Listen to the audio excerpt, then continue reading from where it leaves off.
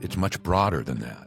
I'm talking about everybody. Be quick, be willing to forgive, give people the grace and the freedom to fail, because we all do. We're all imperfect. Yeah.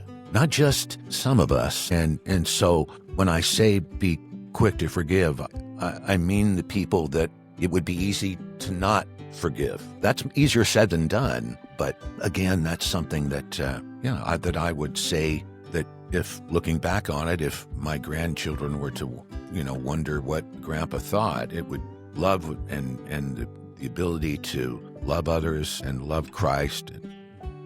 That's number one. But then in turn to love others and to be quick to forgive and live with like us. Hey guys, the Jesus Magnet is now partnering with Witness merch. They've even got a Jesus Magnet tab on their site with our merchandise. Let's check out their video. At Witness Merch, we're more than just a store. We're part of your faith journey. Our mission is simple: to provide affordable and accessible Christian merch so you can wear your faith proudly. Not only do we have a range of trendy Christian merch and gifts, but we also offer customization to reflect your faith. And above all, every purchase helps gift God's word to others, spreading the gospel message wherever you go. So welcome to the Jesus Magnet podcast. We've got Gary on, who his son is David, married to Hannah, who recently came on the show. You guys will be able to search up Hannah Williams, and she shared her testimony about, her whole life story, really. It was great how she had a bit of doubt in her faith, and she even shared a little bit about meeting David on the show, and it was quite cool, actually. Got to see the insight on how they've moved to Southeast Asia, becoming missionaries, and, my heart for them being on this podcast is to be able to expand what they're doing mission-wise. Mm-hmm. So they come on the show, we talk about their mission, I go into some of the deeper parts, ideally, and then when people hear their story, they can go, man, I could get behind that. Yeah. I could invest with that, them in that. Interesting story about Hannah. You mentioned her, and she's my daughter-in-law, obviously, and I have 4 boys. David is our youngest, and they met at the Dallas Theological Seminary in Dallas, Texas, and knew each other for a very limited time before they decided to get married, just a matter of a couple of months. I remember her saying that. And when we met her for the first time, she and David flew out to Northern California, where we're from, and I have 4 sons, so I have 3 other daughter-in-laws, and here's... They're all married. They're all married. Oh, well done. And here is Hannah, who comes out here, and she has a list of questions for you, for me and my wife, that she wants to sit down and ask. Please tell me you've kept that list. She didn't give me the list. She just asked the questions. Do you remember those? Well, they were pointed, and she had very specific questions that she wanted to know about David. Okay. How he was growing up and the kind of person that we felt he was. And then skeletons? She wanted to know our background.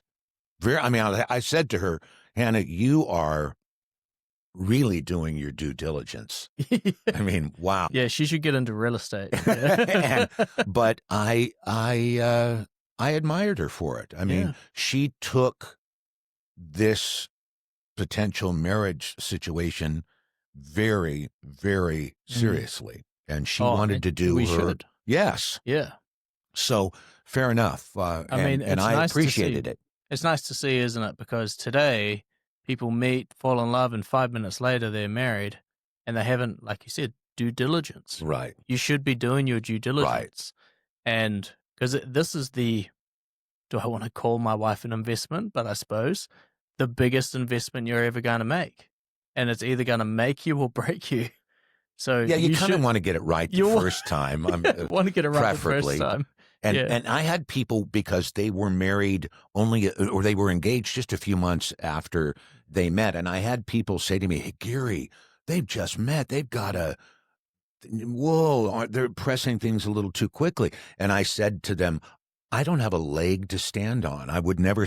I met my wife, and we were engaged in less than 4 months, a little over 3 months from meeting. Oh wow! So I said, "So you're a quick cookie. Who am too. I?" And we're 45 years into this thing. Yeah. So who am I to question? How old were you? My son? I was married when I was 26. She was 24. Okay. So well, you were a little older than David and me. I got married at 22. Yeah. Met my wife. Yeah, you're young. Yeah. I dated my wife for a year. Okay. Knew her for a couple of months before I dated her. And then 6-month engagement. Yeah. If you don't know within a year, even 2 years, come on, is a red flag. Come on. Ditch. Come on. Ditch it. Get out of there. Cut bait. Yeah, right. Yeah. Move on. Easy for me to say. No, it's I think that's true though. Been really good. It's your best investment, but if there's hesitation after a couple of years, then that's a red flag in itself. But at the same time, going too fast without asking those questions that Hannah probably asked, like you probably, did you do something similar with your wife? Of course Or were not. you just like, no, she's perfect? No, we were had dated and I was lonely. We met at a time when I was probably the loneliest time of my life. Yeah. And so I was looking for a long-term relationship. Yeah. And we're from the same town, went to the same high school. She's a couple years younger than I am. She's one of 7 children, the oldest daughter. I'm the oldest of 5 kids in our family. So there were a lot of similarities, and we kind of knew early on that we felt it was right. That's what happened with Laura. So when I first took her on maybe 2 or 3 dates, I went to drop her off at her house, and she didn't get out of my car. And I was like, "What are you going to goodbye?" And goodbye. And I got it. She looks down and says, "Joel, what is this? Oh. Are we dating? Oh. Are we not dating? Right. Okay. What's happening?" She just kind of wants to get a sense of where are we going here. Yeah, that's right. And I said to her, "I'm not going to ask you to be my girlfriend, because when I do, I'm looking for my wife. So that's where I'm going with it." Wow. Because I was sick of dating. Yeah. I was. Yeah. I had dated many different women before Laura, and my heart was broken too many times. And I was like, "No, I'm getting this right. Yeah. This next one's the one. Yeah. No more." Okay, good. And I said that to my wife to be, and I said, when I ask you to be my girlfriend, serious. It's to be my wife. Okay. And well, she didn't slam the car door in your face. I mean, well, she didn't run away. And that was kind of the test day. I was like, well, if she runs away, then I'm kind of saving time. Well, at least you set the record straight. She was like, okay, well, he is serious. And the funniest part is when I first asked her out on a date, she said no to me. And then her friend convinced her and said, he's good practice for the real one. That's what I was. I was practice for the real one. Wow, that's not a ringing endorsement. Yeah. No, it was not. I didn't set a very good first impression.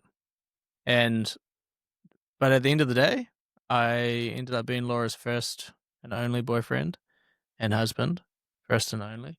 And I'm so grateful, that her friend convinced her to give me a chance. Yeah.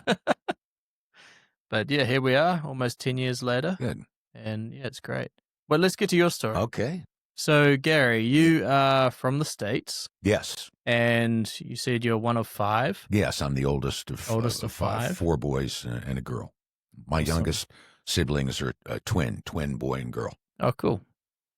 And you work in, it's not quite radio, but it is voiceover work. With communications, corporate, where I do commercials, or a lot of the work that I did was for companies, because where I live is the heart of the Silicon Valley, so all these major corporations. Is there a saying that somebody listening might pick up on if you say it?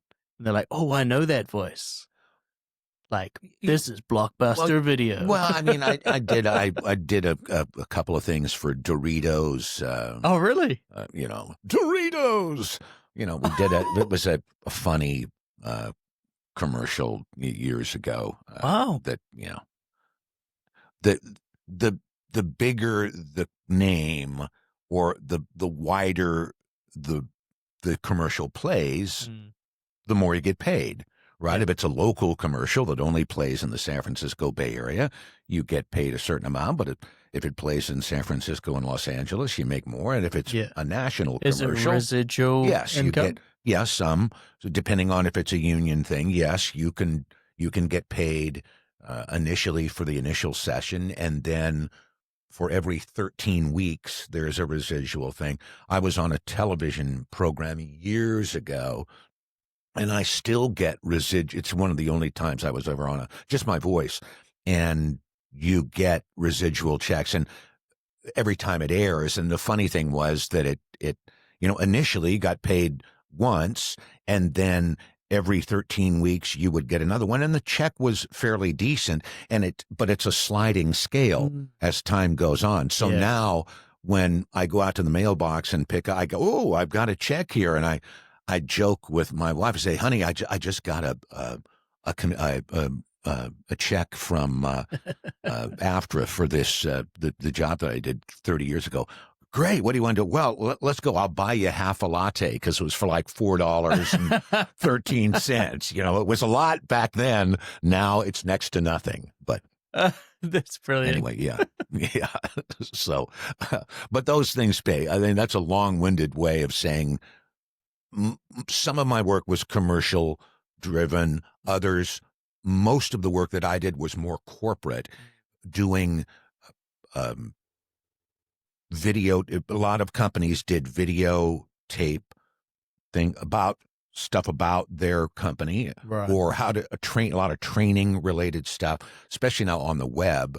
So a lot of material for employees to learn about certain things. So I would I have a studio in my backyard, so I record there and then just upload it to wherever. To cool. Whatever business you're working with. And then my big break when I was just getting started, my early 30s, was I ended up getting a job as the announcer at a television station in San Francisco that would tell you what's coming up next. Tonight on KPIX5, the news at 7, Dave McElhatton talks more about, that way kind of to thing. talk, isn't it? Like, there's how did that even come into being? Like, I suppose it's very enunciated. It's kind of like, for better or for worse, and I sound like an announcer, right? You do. But you can put it on too. You can emphasize it as well. Of course. I mean, practice makes perfect. But fortunately, that's just you're typecast a little bit in this business. I don't sound like the guy next door. No, I sound like an announcer. So as a result of that, I thought, somebody said one time, Gary, you have to figure out what your money voice is. What are people hiring you for? Yeah. And I learned early on that I was being hired because I sounded like an announcer, and that's what they were looking for. So somebody walked up to you and said, you sound like you should be doing voiceovers. Well, I had people say that, but people on the street, people on the street, I mean, hey, it sounds like you have an idea. Well, they don't really know how the business works. How it got started, I worked in radio as a reporter. Okay. I was a news reporter early on, recognized after about a year, in order to move up in that business, you got to move. I was in a small town in the Central Valley of California for about a year. Then I moved to Las Vegas. Then you had to move all these markets, and I'm more of a homebody. And I don't want to do this. I felt like people that I was talking to that were following this career path had been married 2 or 3 times and they're never home. I'm like, no. Yeah. I don't want, that's not what I want to do. And so I went back home and worked with my father, who owned an ad agency at the time in the San Francisco Bay Area, worked for him for about 6 years, and then realized this is not what I want to do. And this is a third generation thing. My mother's father my grandfather on my mother's side had started the company. And then my dad came in and was working. And here I'm the third person. And it was like not in my heart. This was not what I wanted to do. And I gave it 6 years. And then I told my father, Dad, I want to go in a different direction. And he was gracious, and I felt a certain amount of guilt just because it was a third generation thing. And I'm like, nah, I don't want to do this. And at the time, we would hire voiceover people to do commercials or corporate narrations. And at one point, we were getting ready to go on a vacation. I had 2 small children at the time. And I got a phone call from a recording studio that I had done a lot of work for. And they said, hey, Gary, we have we're doing a radio spot. And we have a character we need. Could you drop what you're doing and come over now? And I'm getting ready to go on vacation. My wife said, go ahead. Why don't you do it and we can wait. Okay. So I did it and went there.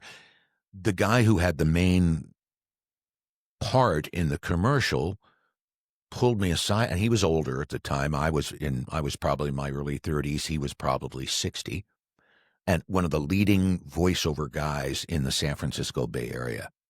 He pulled me aside afterwards, and he said, Gary, you could make a living doing this. And I was taken aback. This wasn't somebody off the street saying, hey, you got a nice voice, you could do something, who had no street cred. They don't know what it takes. Right. This was somebody who was in the business saying that. So I took his comment super seriously.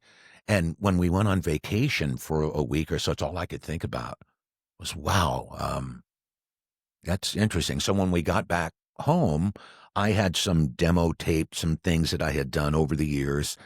And I called Russ. His name was Russ Holcomb. I called him and I told him, I said, Russ, I've got some material. Would you be willing to listen to some of this and give me your advice? And he said, absolutely. Sure, I would. And so I went to his home. He had a recording studio at the time in his garage, and he listened to my stuff. I went over one evening. I'll never forget this. And I left at about midnight with a demo tape. He put together a demo tape for me. And I said, Russ, I didn't come over here expecting this. I just wanted your advice. What do I owe you? I want to pay you for this. And he said something to me that I've never forgotten, and I've tried to incorporate into my career. He said to me, Gary, people were good to me when I was your age. I'm just returning the favor. That really resonated with me. And I've always tried to do that moving forward. I don't give somebody all my contact information if they are brave enough to call to say I'm interested in getting into the voiceover business, but I'm willing to talk to them, to give them advice, and to make it realistic of this is what you can expect, and do you really want to do this? Because I only need, and I had other people in the business criticize me for that, which I thought was kind of silly. I mean, I don't need the whole pie. I just need a piece. I think the voiceovers would be the best. If you were going to be famous for anything, that would be what I would choose. Either that or writing, because people don't actually recognize No, you can go to any restaurant and nobody bothers you.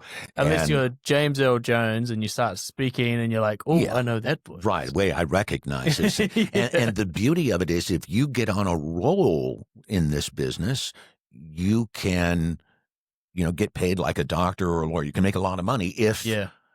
And residually too. Yeah, which, if but... the singer of The Lion King who did Simba, he was offered, I think it was $2 million at the time, which is a lot of money back then. A lot of money now. And, well, this is, 30 years ago? Yeah. And so he was offered that or residuals. and he chose the residuals. Wow. Ooh, Yeah. man, he Yeah. is still paid Yeah. quite a bit today. He was a kid. Yeah. He was like 12. Wow. So smart kid. Smart parents. Smart kid. Smart parents. Roll the dice and Yeah, it worked out good. So anyway. That's awesome. So it's good. Let's get to your story on Christ and Yes. things like that. So how were your family Christians this whole time, or is this something that you find Christ a little bit later on? My parents married when they were 18 years old. Okay. They were high school sweethearts, really junior high school sweethearts, and were inseparable from when they were about in the 7th grade to when they got married. Wow. My father was raised as a Mormon in a Mormon family. Okay. My mother, and one of 6 kids, kind of in the middle. My mother was an only child from a Jewish mother and father. Two opposites. Right. They elope and run to Reno in Tahoe, where you can get married. They, at 18, drove and got married in the state of Nevada, drove back to California to announce to their families, we're now married. Wow. My Jewish grandmother, who had designs on her only child, my grandmother graduated from the University of Michigan in the 1930s. How many women were college graduates back in that day? Very, very few. Yeah. So here is fighting for that back then. Yeah. Here is her only daughter, only child, and she has images of her daughter going to college and getting a degree and doing whatever. And here she comes back and she's married to this Mormon kid. And she wants the marriage annulled. Like, no, this isn't going to happen. No way. Yeah. And how could this be? My Mormon grandmother. So this whole young marriage thing runs in the family, I see. Yeah. I mean, I was 20. You were old. Yeah, I was 26 when I was married. If we look at David and then your father. Yes. The Mormon grandmother says to my Jewish grandmother, Bernice, what did you expect? They've been inseparable for 6 years. If you didn't think it was going to get to this point, you're being very naive. You should have nipped this in the bud. It's too late now. Yeah, yeah. I think also the fact that I arrived 7 months later may have had something to do with their running off to Reno to get married. So I was only a 7-month pregnancy. Oh, that's I came when I showed up. I'm the oldest of 5. When I showed up, my parents were 18, and when I graduated from college, I'll never forget somebody saying, "Where are your parents?" I said, "They're right over there," and people just kind of double take. Those are your parents? I go, yes. Yeah. They were 39 years old. Yeah, I was going to say late 30s. Yeah, they were 39 years old when I graduated from college. So, and they've, as they said, they're deceased now, but when they would always say at the time, you don't have to follow our example. To my, getting married at a very young age and trying to figure out life in that sense. But so that's the kind of family that I grew up in. Religion was something that was just never discussed or brought up. About the only thing that was brought up is when the Mormons would knock on our door, as they're wont to do, to come around and, check up on people.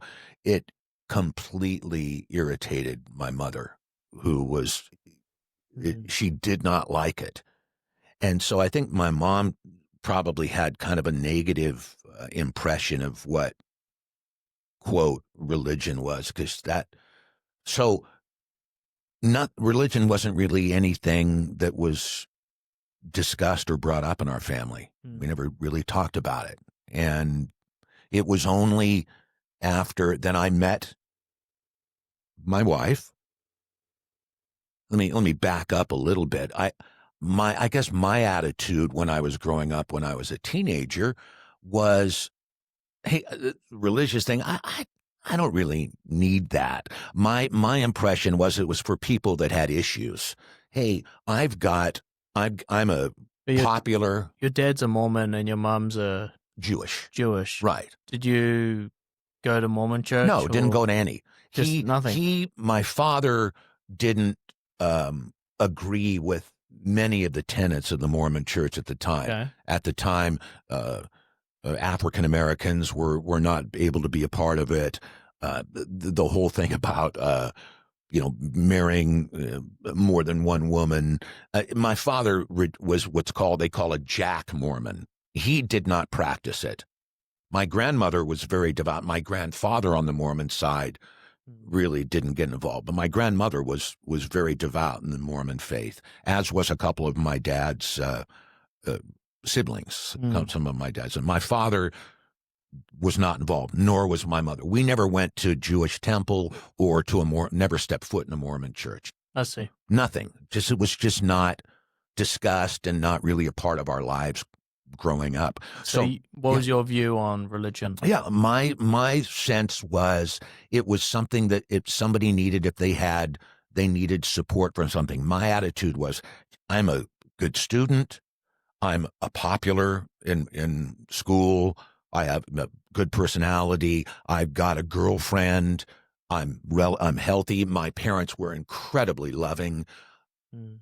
I don't need religion. I got it all wired. So your thoughts were people that do need religion are more they could be like reliant on something needy. Outside. Yeah, they're more needy. They've got they need something where I think that's don't. A view. That's still a view today. For sure. I think if looking back on it now, it was a question of pride. Yeah. Is the thing that I've struggled with the most, because it was the attitude of, what do I need this for? I got it. I got everything rolling here. I don't need this. I think it's the same still. Yeah, for sure. Everybody. Interesting. So fast forward to meeting my wife, who was raised in the Catholic Church, and we, as I indicated earlier, decided to get married very shortly after we had met, and she said, I wanted to be married in the Catholic Church, and I was. Can I ask you something? Yeah. Why 4 months? Why didn't you just wait a year or any longer? I guess was like, why? Why wait? Yeah. We felt that this was we loved each other. We were both kind of ready to get married, and what was the point of waiting? Yeah. Good. I can respect that answer. I was wondering if there was a following your father's footsteps. No, there were no other issues along that line. No, none of my children were born shortly thereafter. No, no. We just felt like, I think we were wanted to get married. Well, as long as looking for a nice. long-term relationship, and you were both like committed to that thought process. Yeah. It wasn't, I'm wildly in love and chasing feelings. It was that, but also you knew the commitment. Yeah, I felt that in talking with her, and I dated a number of women beforehand, and she had dated guys, that in conversations with her and kind of trying to read her, felt like, wow, this is a woman who has a real depth to her that many of the other women that I had dated, I didn't feel had. And I just had a lot of respect for her, and for her, I felt like this is somebody who's really going to be able to very even keel, not emotional, high, low, and it's been true for our entire marriage. I tend to be more of the emotional type. She is a very steadying influence, and like a stable, grounded person. Comes from a very stable family, as we both did, really. And, my parents were, they weren't Christians, but they were super super loving and support, wonderful. And all my siblings would say the same thing. Wonderful childhood. And I've met, and that's a whole nother story, but the older you get and when you begin to hear other people's stories about growing up, I should be really, really fortunate to have what we had growing up. Loving parents and supportive of whatever it was that we wanted to do. So they modeled a really They good... really did. I mean, they weren't Christians, but they had a love for each other, and they really were wonderful parents. So I really want to give tell them me a little credit. bit about your wife. You knew that she was Catholic. Yeah. How did you view her thoughts on Catholicism or God or anything like that? Yeah, didn't really. Time? Yeah, didn't really think about it. Wasn't part of the thought process. She indicated that she wanted to get married in the Catholic church, and I was okay with that. I thought, oh, okay, that's fine. So we did, and we did not go to church after we were married. We were married and just kind of went about our marriage. And the first 6 months of our marriage was rough. And it was rough because of me. I was impatient. I was critical. I was not a great husband. And she at one point said to me, this is not what I bargained for. If this is how it's going to be, I'm not sure I want this to continue. And it was a gigantic wake-up call to me. Okay. Because here's somebody that, even though I was 26 years old, had never really failed. Good student, decent athlete, popular. Yeah. And so here's somebody saying, Gary, yeah, I'm not sure about this. And I thought to myself, I do not, and again, it was probably very self-centered. I do not want to get a divorce 6 months into this marriage. So I need to change here. So it was a huge, huge wake-up call. It's great that you recognize that you needed to change. It wasn't like a put yourself on the defense to attack. Yeah, I didn't do that. That's great that you recognize that. What she said was, though, she said, I want to go to church. Wise. Wow, you've got a wise wife. She said, I want to go to church. Yeah. Because she had been, when she was younger in the Catholic faith, she was very committed. Young, she had her first communion and loved going to the Catholic church when she was a smaller child. And as many people are wont to do, the older they got, they kind of faded away from going. The cares of life and college and distractions and what have you. So when she said, I want to go to church, she said, I said, okay, I'm willing to do that, but I want to find a place where I feel comfortable. That's what I said. And she said, okay. It's a fair compromise. I'm willing to do that. And at the time, I was working with my father at an ad agency, and one of our clients that I was kind of the go-between, her, and it was a woman, and she was our age. She was the president of this small manufacturing company, and I would go and meet with her, and in the course of a conversation about business, after the meeting was over, I said to her, I threw out to this thing, I said, I knew that she went to church somehow, and I said to her, my wife and I are looking for a church to go to. And I knew she went to this big church in Menlo Park where we were living at the time. Fast forward later, she told us later, when I said that, she almost fell off of her chair because she said she had been in this small group who had been praying for an opportunity to either witness to somebody or to shepherd somebody along, and here is somebody saying to her, she didn't have to do anything. That's how God worked. Somebody said to her, I'm looking for, And so she said, well, Gary, we go to this church and you'd be welcome to go. And so I went home and mentioned that we'd bumped into somebody, and we went to this church, and it was a big 3,000. Oh, like a mega church. Yeah, big. Wow. Huge, powerful, wealthy, in a very affluent. Was it still Catholic, or was it No, like no. This was at the time, it was a Presbyterian church. Okay. Yeah, that we had gone to, that we were going.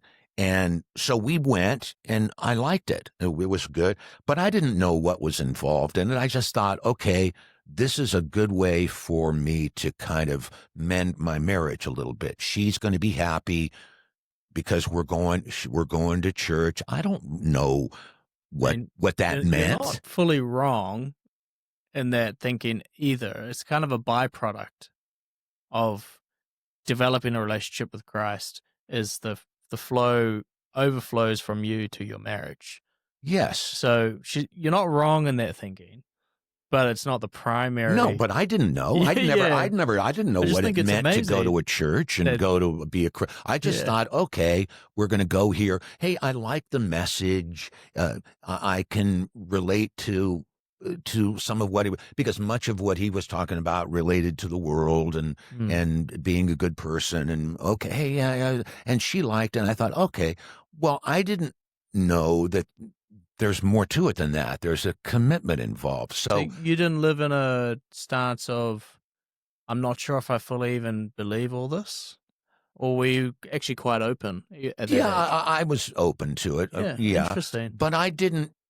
Some people are quite on their back foot for a little while. No, I think it was more self-centered in the sense that, hey, if this is what it's going to take for me to kind of stabilize my marriage, I'm okay with this. But what ended up happening was... It's interesting you say it's self-centered, but it ended up being self-sacrifice as well, because you were like, I need to change. You know what I mean? Yeah. But you were changing for your sake, so you didn't get divorced. Yeah. But it was, you had to do that by self-sacrifice at the same time, which is that's I would probably be giving myself too much credit for that, but okay. Inadvertently. Yes, I can relate to that. I need to change and be a better man. Yeah. So I'm not divorced. Yeah.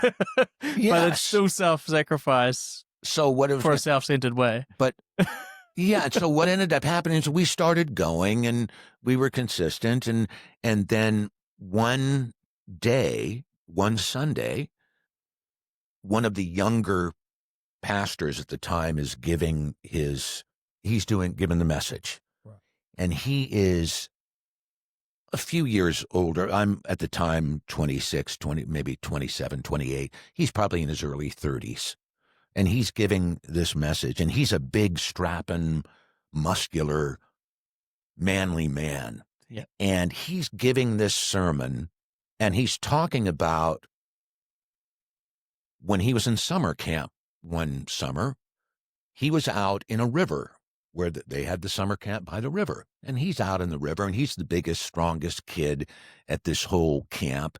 And he gets caught in this current in the river, and he starts to go downstream. He's now worried that he's going to drown, and he screamed out, and people ran into that river and pulled him out. And he was using the analogy of and at that point, it was like, his name was Jim Reeb. And at that point, I'm like, he's not talking to the 2,500 other people that are in this church.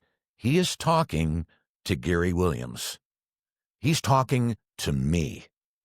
And he is saying that you think that you're invincible and you have all this fake courage and strength. And you know what? It's incredibly fleeting. And no, you don't. It's not all about you, and you are not near as tough and self-reliant as you think you are. This is what is going through my mind. Then he makes, I've never seen this in a Presbyterian church, he makes an altar call. He says, if you believe what I'm talking about. And obviously he had filtered then if Christ if you want to make a commitment to what really matters and what's really important, where you find your real strength, you come up here when at the end of this thing. And I turned to my wife at the time and I said, I'm going. Wow. Yeah. And I went, and she did too. And we went up there, and I didn't really know what all this meant.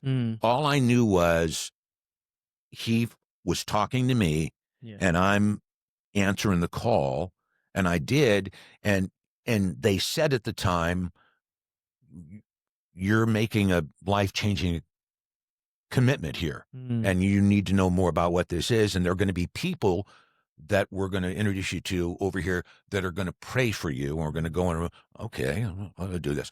Who are the people that this is how God works? Who are the people that are going to pray for us? It's this woman that had said, why don't you come to this church to check it out? Cool. It's this woman and her husband. We're still friends to this day, 45 years, because they're our age. Amazing. 45 years later, we just visited with them in San Diego a month ago. I mean, this is how God works. So from that point on, my life did a 180. Yeah. It was a 180. Yeah. Not a 90. It was like I I had a completely different perspective on life. And that day, did you feel any change in, like some people say that they experienced something like a lifting of sin or anything like that? No. It was No, I don't think it was no, I think it was much more gradual. It was a much more gradual thing for me. I wasn't, hit with a lightning bolt. Yeah. It was much more, my perspective on life started to change. Yeah. And what I thought was important really wasn't. Mm. And how I viewed things and life took on a deeper meaning. And it's been that way. We started immediately getting involved. We got involved. There was at this church, there was a young couples group that we started getting involved with there. And Did you find that stuff like immediately, not only going to church and then obviously choosing to follow Christ? Yeah. That's a big deal in itself. But those following steps that you're saying, getting into the young couples groups and the discipleship programs, I suppose, did you find that quite crucial in your growth when you look back? Yeah, oh yeah, for sure. For sure. Because you can't do it in a vacuum. Yeah. For sure. It's a community. Oh yeah. And the other thing that I recognized right away after getting involved with these other couples that were our age, none of them had kids at the time. They were all like late 20s or, mid 20s, whatever.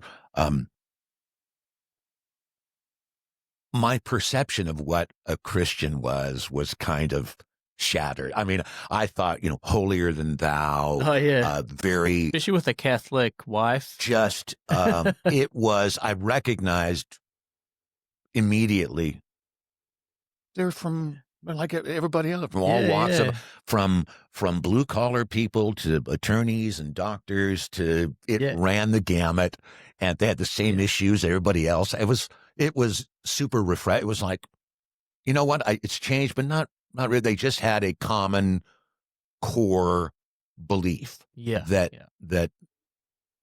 you shared now. Yes. As well. And it did. And it, was a gradual. We got involved, and it was really. So do you think that people look at Christians as like a strange religious club almost?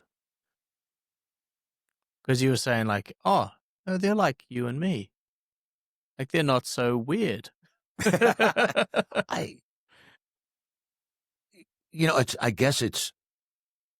Because I wonder that as a Christian, I wonder if the moment somebody realizes I'm a Christian, that they go, oh, you're a God squad. I mean, I'm sure that there's some of that. But. So they don't see me as like them anymore. I'm sure that people who are have a negative view of Christians or Christianity would have that sense, but And you didn't have that really too much. well, I may have had that before I became a Christian. I mean, I can relate to that. Hey, I'm not really, I don't really understand what's going on. I don't really need that was my, then I'm good so, without yeah, God. yeah, I don't need that. So, yeah, I'm sure that there's that. I'm sure, and I've talked about this with my wife before too. And even to this day, here it is, I'm 72 years old and this happened in my late 20s. So I've been a Christian for a long time, but your past and when you're a child and when you're young, it stays with you. I mean, you are impacted by how you are raised, and so I think as a result, I'm the only Christian of all of the 5 kids of my family. Really? Yeah, only one that goes to church or is a believer, and that's been a struggle's maybe not the right word, but it's been. And I'm not the type to really sit and say, why me? It just is what it is. But I have thought of that before. It's that's how God works. Such an unlikely person, didn't come from a Christian background, have a family of 5 kids. And, how did I wind up in this? I'm very, very grateful. Yeah, for absolutely, sure. yeah. For sure. But it wasn't something you were seeking out so much as it sought you out. I think so. And like it seems that way with the way that you're describing this journey towards God was more a journey of God towards you. I think so in a lot of ways. You basically just sat there, and then your wonderful wife and all her wisdom said something has to change. Yeah. And then suggested going to church, and man, the fact that you were like, but let me choose church. For a young and dumb 26-year-old, that's a lot of wisdom right there. I don't know where that came from. That was a little harsh there. But no, and I'm just so grateful that I was open to it. That I didn't just shut it off. Well, it seems like a Holy Spirit thing to me. Because Yes. I've met a lot of mid-20-year-olds, and I wasn't that long ago until I was a mid-20-year-old, and man, I was thick as bricks. Yeah. That sort of thing wouldn't come to me naturally. I feel like that would have to be a God thing that's like this, feeding that thought in.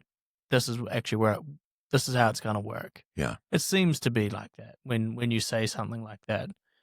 But also, to be honest, mid-20-year-olds today are a lot dumber than mid-20-year-olds when you were 25, 26. I think you guys were a lot more mature back in your day. We have dragged out the immaturity right up to 35 in some cases.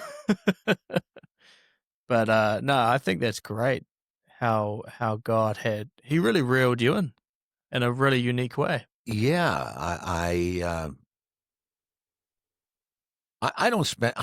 I'm not the type of person who spends a lot of time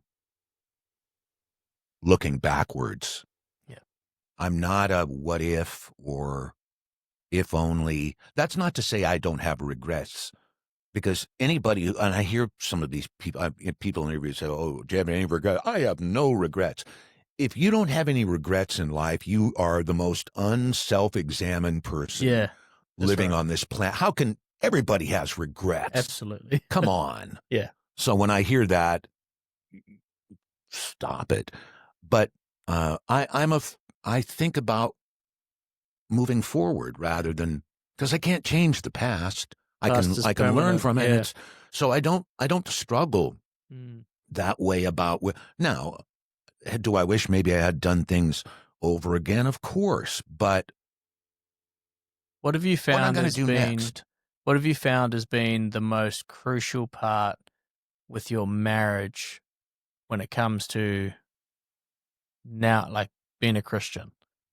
What has that involving Christ in your marriage that keeps you close with your wife?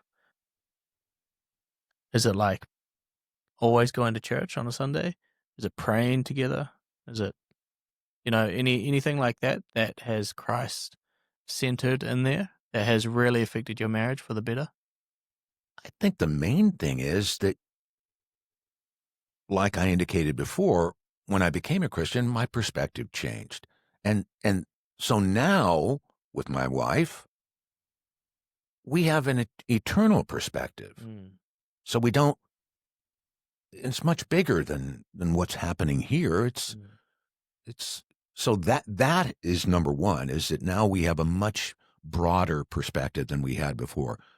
The church, and we're trying, we still, I'm on the other side of the curve, right? But we're trying to find ways, what can we do to serve rather than, I think when you're younger and you have children and you have a career, by nature, you're busy. It's easy to get distracted. And now here, our 4 children are married.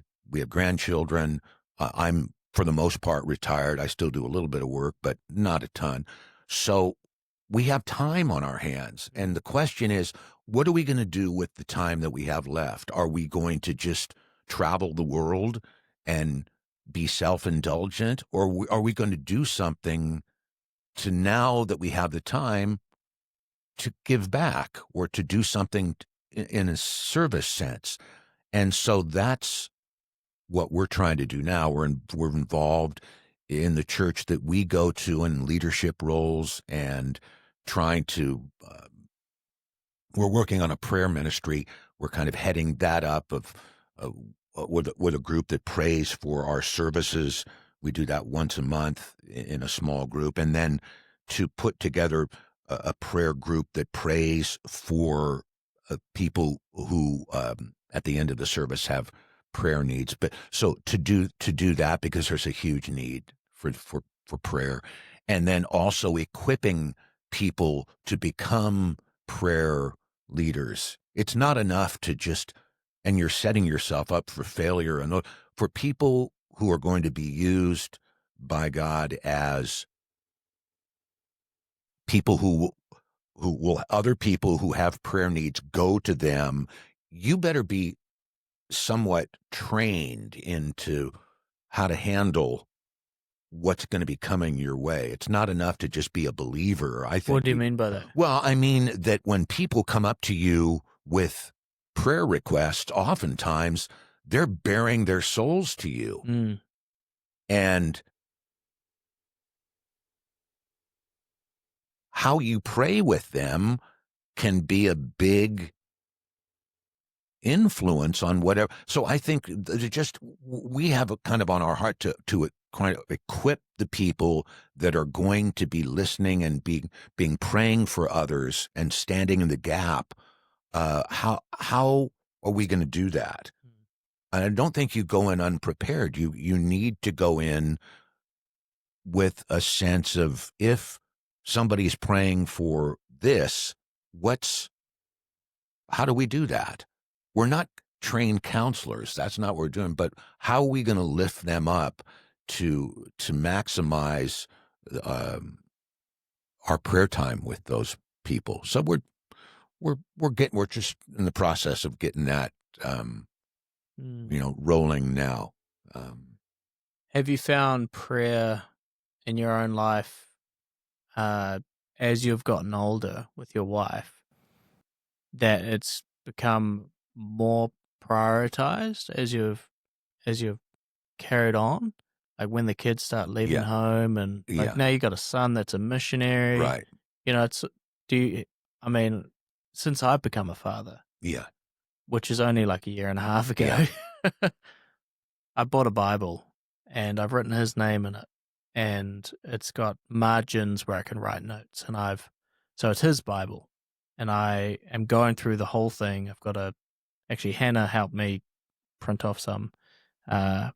It's a checklist where I could tick every single chapter in the Bible because I didn't have a printer. So Hannah printed it off for me. And I'm going through, and my goal is, at least by the time he's 18, hopefully well before then, I've gone through the whole Bible, and it's got notes from his dad, how I'm praying over him and all that. But that energy never even occurred to me until I had a son. And I feel as he's getting older, when he's a young teenager and then a young adult, that pressure of making sure that he has this prayer over him, kind of covering him. I feel like I can foresee that almost a spiritual pressure for me to pray over him more and more basically as I let him go into the world eventually when he's an adult. Is that something that you have experienced as your kids have gotten older and, David's a missionary and that sort of thing? I mean, that's just Right. I might be looking into it far too much. I totally admire what you're doing. I mean, he'll never forget that. You're setting up a legacy for your son that I wish I'd done that. If I died, I think it's kind of cool to be able to, not only if he wants to read his dad's notes, that he has to go to his heavenly Father at the same time. That's what I really like about it. Fantastic idea. Yeah. Fantastic idea. Thank you. Well done. As to the prayer thing, if I'm honest, that is an area. It's funny. Here we are saying we want to lead this prayer ministry to try and get this thing off the ground and have a heart for praying for people and equipping people to be better prayer warriors. My prayer life is, one step forward, two steps back, or two steps forward, one step back. I struggle with it. I'm not proud of. You think it's kind of like a muscle that you need to work? Yes. Yeah. It's something. I find that I struggle with prayer. I would love to sit here and tell you that I am just a prayer monster, and my wife is. I really admire her. She's consistent. There's something in there. The wives are always. I find the grandmothers particularly, grandma prayers. My life when I was a horrible teenager, I'm sure saved my life more than I realize. Yeah, those grandma prayers. Because I know she prays. Yes, and so, I'm not. I'm inconsistent. And I wish I was better, but the answer isn't to give up. No. The answer is to carry on and pick up. And like I said, I don't spend a lot of time dwelling on the past. What I need to do is pick it up and move forward. And so I do it in fits and starts. I'd love to be able to sit here and say, I am just, wow, I am so consistent. No, I'm not. I'm inconsistent. I pray, obviously we pray for our children and we pray for our grandchildren and their spouses, my kids' spouses. But we could do so much more. And I do pray with my wife, not near as much as I should. And she would if I did it on a very consistent basis, she would absolutely love it. It would mean the world to her. Yeah. And yet I'm inconsistent. What's your way to connect with God when one day you're like, I'm just giving myself a day to hang out with my Heavenly Father? Yeah. What do you do? Do you go for a walk? Do you listen to worship music, pray, read your Bible? Yeah. All of the above? Yeah. I'm a big hiker. I like to exercise and stay in shape. So I'll hike, or we go on walks. There's a regional park where we live that are just hundreds and hundreds of acres of open space, and we do that. That's very important to probably my mental and spiritual health. So I do that. If I'm going to really get tied in, you've got to go to the Word. Mm-hmm. you that's the key. I mean, like I say, I mean, inconsistent prayer.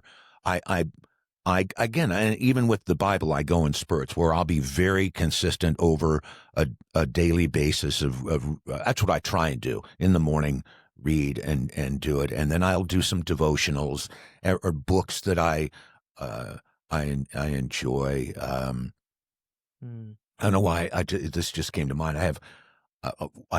People have a memory verse, and I have one. It's on my license plate, and it's a little bit obscure, but some people know it. It's Micah. It's in Micah, the Old Testament, Micah 6:8, and I'm paraphrasing a little bit, but in essence, what it says is, "What does God expect from us?" And there's three things. One is to now I'm gonna it's act justly, love mercy, and walk humbly. Those are worth repeating. Act justly, love mercy, and walk humbly. If we can do those three on a somewhat regular basis, God would be smiling down on us, I think, and this world would be a much different place if people were just willing to show a little bit more humility and be merciful and act justly. So those are things that I take super seriously and try and live by. I don't measure up, but it's a good yardstick to measure To aim myself for. and I love that. by it. So I know two of your grandchildren, Hezekiah and Thea, Yes. and they're amazing. They're awesome little kids, and they come to our house every Wednesday, usually, for a Bible study. And I think, if I'm not mistaken, I know this is being taped. I believe we're going to that Bible study this Wednesday. Fantastic. I think so. So you're going to be on. We're going to be judging. We're going to be seeing just how good this Bible study is. Well, I've been for the last 3 weeks. I've been trying to get David to teach, but he's been busy. Yeah. So might be him teaching if he would like to. He's welcome to, but I'm happy to teach as well. But for your grandchildren, you said you have 9? Yes. 9 so far? Yes. Plus another 10, I suppose, from Hannah and David at some point. Whoa. Slow down a little bit. Yeah. He's a missionary. I mean, where you go? Yeah. What's something that you would like them to hear? What's one really important thing that you've found useful to connect with God yourself, that you would like one day they might be listening to this podcast and granddad's got one thing that he just wants to tell you, and because who knows, Thea might listen to this in 20 years, right? And you might already be with the Heavenly Father by then, right? Probably. That's a very profound question. Well, I want you to see if you can answer it, because there's nothing I would like more than hearing my grandfather give me advice when I'm an adult. But he's already in heaven. So it's a chance to do that. I don't give everybody this opportunity normally. I don't, like I indicated, that's something that would probably take a lot of time to think about. The first thing that comes to my mind is to love others and to love God with all your heart, mind, and soul, and to love others as well. Love is a huge cure-all for a lot of the ills of human nature and sin, and people that are quick to forgive and love. And I think that's really high, quick to forgive. Yeah, Because today we're very quick to offend, of quick course. to take offense. Yes. And we have to learn, I would say it's almost equal. Be quick to forgive, but also don't be quick to take offense as well. Because most people are not trying to be offensive. Right. But today we live in a hypersensitive culture Yes. where everything's offensive. Yes. But that's new.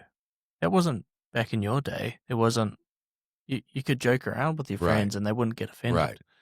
But when we talk about, being willing to forgive, I'm not talking about being willing to forgive people who think like you think or believe what you think. It's much broader than that.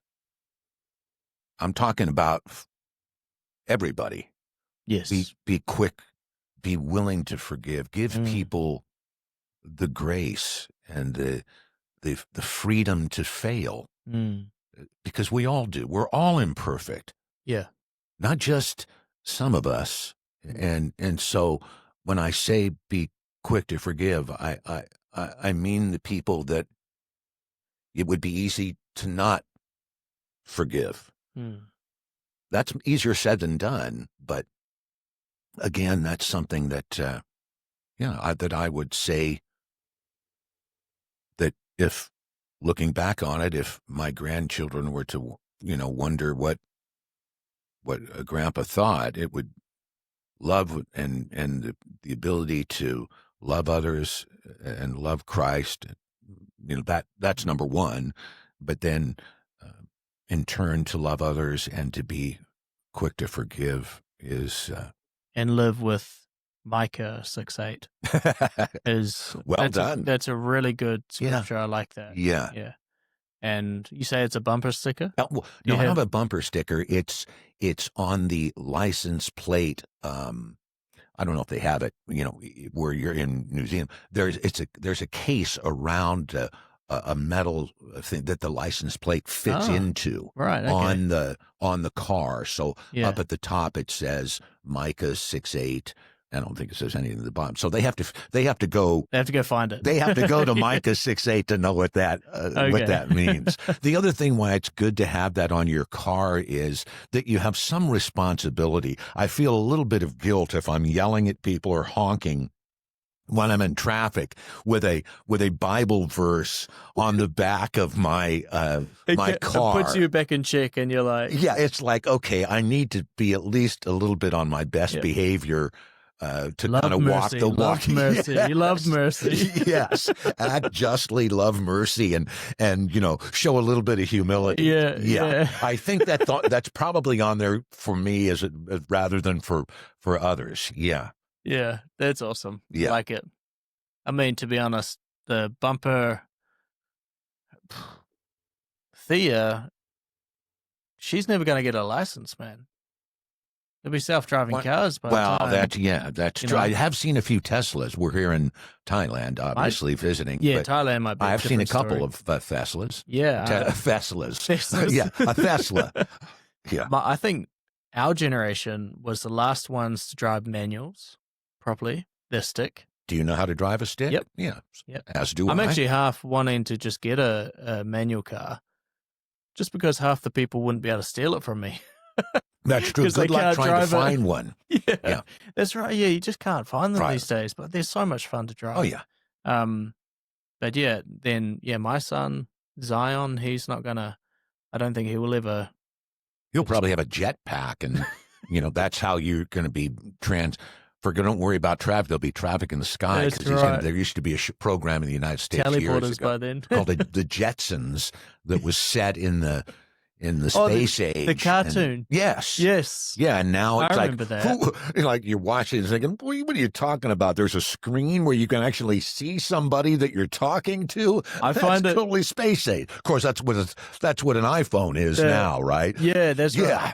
I find it so funny that the Back to the Future we've passed the future side. We're ahead. That day has come and gone. 2020 or something like that. Yeah. And we're ahead. Yeah. Sorry. We're past the future. Yeah. Whoops. Anyway, I think we might finish there. Man, it was great to have you, Gary. Thank you. Thanks Honestly. for inviting me. Yeah, no, I Appreciate really that. appreciate you coming on. Sure. And I love your story already. It's one of those ones where I think non-believers need to hear that you don't have to be on your back foot if you're looking at church or anything like that. Just go along and see what you think. Like, be open-minded to it. And God just met you where you're at. He works. I mean, You know? it sounds so trite, but he does work in mysterious ways if you let him and or you're open to the call. And I'm living proof from that. That's so good. Didn't grow up in a Christian home, and away we go. I forgot to ask, where's God taking you now? You said you're semi-retired, do a little bit of work, but not too much. Yeah, well, I think back to what I said before, kind of looking for service opportunities where we feel strongly we want to give back, and that can take a lot of different forms, and we're in the process of trying to figure out just exactly what that's going to look like. But it's time to give rather than to take. Amazing. Yeah. Awesome. Well, actually, that reminds me, just for people listening to this episode, please go check out Hannah Williams's episode. They're doing some great things here in Thailand, and we will get David on at some point. Oh, he probably be good. But if you do want to partner with a missionary, these guys are doing great things in Thailand. So definitely partner with Hannah and David Williams. Type in Hannah Williams and the Jesus Magnet on the show, and her episode will pop up. And there's an email in there if you want to partner with a missionary in Southeast Asia. An incredible young family with 2 little kids. They're finding people, young families, and they're being Jesus, and they're being the love of Christ to these people in Southeast Asia. That might be the only Jesus that they ever come across. And they're just walking that out. So go partner with them. If you're feeling prompted right now, go find that episode and go partner with them. But thank you, Gary, for coming on the show. My pleasure. Thanks for the chance to get together. Yeah, no, it was awesome. I'm happy that I have this radio voice on the show finally. Yeah. Well, I don't look like George Clooney or 6'5". Sorry, I'm kind of old and small. Yeah, great to be here. Awesome. Well, thank you, Gary. Sure.